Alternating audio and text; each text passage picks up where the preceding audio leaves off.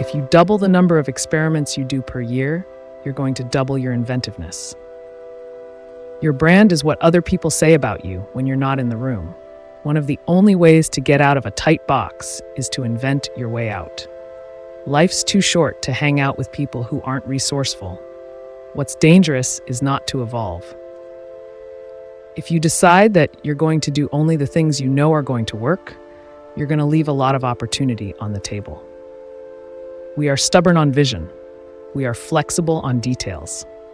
It's not an experiment if you know it's going to work. I knew that if I failed, I wouldn't regret that, but I knew the one thing I might regret is not trying. A brand for a company is like a reputation for a person. You earn reputation by trying to do hard things well. If you can't tolerate critics, don't do anything new or interesting. In the end, we are our choices.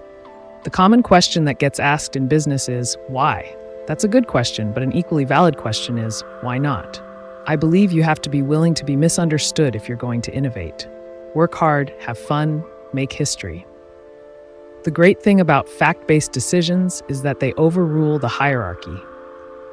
Failure and invention are inseparable twins. The thing that motivates me is a very common form of motivation, and that is, with other folks counting on me, it's so easy to be motivated. Frugality drives innovation, just like other constraints do. One of the only ways to get out of a tight box is to invent your way out. I don't think that you can invent on behalf of customers unless you're willing to think long-term. The best customer service is if the customer doesn't need to call you, doesn't need to talk to you. It just works. If you only do things where you know the answer in advance, your company goes away. If you can't tolerate critics, don't do anything new or interesting. You have to be willing to be misunderstood if you're going to innovate. We are willing to go down a bunch of dark alleys, and occasionally we find something that really works.